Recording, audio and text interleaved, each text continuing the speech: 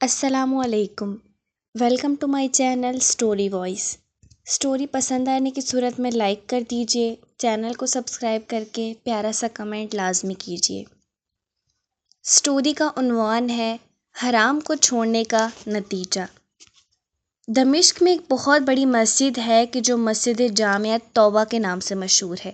اس میں ایک طالب علم کی جو بہت زیادہ غریب اور عزت نفس میں مشہور تھا، وہ اسی مسجد کے ایک کمرے میں ساکن تھا۔ 2 روز گزر چکے تھے کہ اس نے کچھ نہیں کھایا تھا اور اس کے پاس کھانے کے لیے کوئی چیز نہیں تھی اور نہ ہی کوئی پیسہ اس کے پاس تھا۔ تیسرے روز بھوک کی شدت سے اسے احساس ہوا کہ وہ مرنے کے قریب ہے۔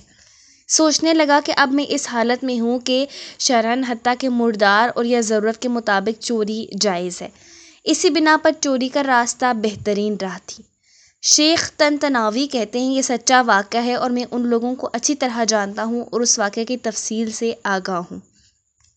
یہ مسجد ایک قدیمی محلہ میں واقع ہے اور وہاں تمام مکانات قدیمی طرز پر اس طرح بنے ہوئے ہیں کہ ایک دوسرے کی چھتیں آپس میں ملی ہوئی ہیں اور چھتوں سے ہی سارے محلہ میں جایا جا سکتا ہے۔ یہ جوان مسجد کی چھت پر گیا اور وہاں سے محلہ کے گھروں کی طرف چل دیا۔ پہلے گھر میں پہنچا تو دیکھا وہاں کچھ خواتین ہیں تو سر جھکا کے وہاں سے چلا گیا۔ بعد والے گھر پہنچا تو دیکھا گھر خالی ہے، لیکن اس گھر سے کھانے کی خوشبو آ رہی ہے۔ بھوک کی شدت میں جب کھانے کی خوشبو اس کے دماغ میں پہنچی تو بھوکے کی ماں نے اس کو اپنی طرف کھینچ لیا۔ یہ مکان 1 منزل تھا۔ فوراً باورچی خانے میں پہنچا، دیگچی کا ڈھکن اٹھایا تو اس میں بھرے ہوئے بینگن کا سالن تھا۔ ایک بینگن اٹھایا، بھوک کی شدت سے سالن کے گرم ہونے کی بھی پرواہ نہ کی، بینگن کو دانتوں سے کاٹا اور جیسے ہی نگلنا چاہا تو اسی وقت عقل اپنی جگہ واپس آ گئی اور اس کا ایمان جاگ گیا۔ اپنے آپ سے کہنے لگا، خدا کی پناہ، میں طالب علم ہوں، لوگوں کے گھر میں گھسوں اور چوری کروں؟ اپنے اس فعل پر شرم آ گئی، پشیمان ہوا اور استغفار کیا اور بینگن کو واپس دیگچی میں رکھ دیا اور جیسے آیا تھا ویسے ہی واپس لوٹ گیا اور مسجد میں داخل ہو کر شیخ کے حلقہ درس میں حاضر ہوا۔ بھوک کی شدت سے سمجھ نہیں پا رہا تھا کہ شیخ کیا درس دے رہے ہیں۔ جب شیخ درس سے فارغ ہوئے اور لوگ بھی متفرق ہو گئے تو ایک خاتون مکمل حجاب میں وہاں آئی۔ شیخ سے کچھ گفتگو کی اور وہ طالب علم ان دونوں کی گفتگو نہیں سمجھ سکا۔ شیخ نے اپنے اطراف میں نگاہ کی تو اس طالب علم کے علاوہ کسی کو وہاں نہ پایا۔ پھر اس کو آواز دی اور کہا، تم شادی شدہ ہو؟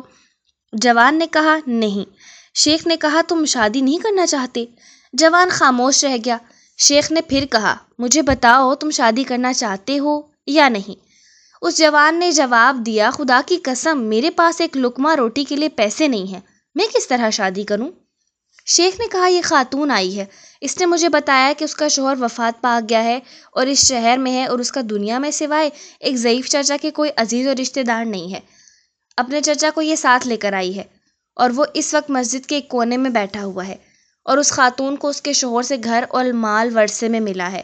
اب یہ آئی ہے اور ایسے مرد سے شادی کرنا چاہتی ہے جو شرعاً اس کا شوہر اور اس کا سرپرست ہو، تاکہ تنہائی اور بدنیت انسانوں سے محفوظ رہے۔ کیا تم اس سے شادی کرو گے؟ جوان نے کہا، ہاں۔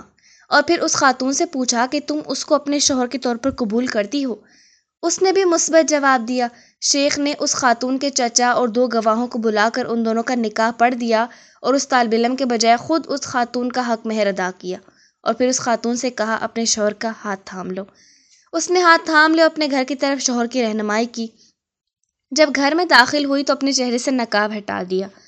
وہ جوان اپنی زوجہ کے حسن و جمال سے حیران رہ گیا اور جب گھر کی طرف متوجہ ہوا تو دیکھا وہی گھر ہے جس میں وہ داخل ہوا تھا۔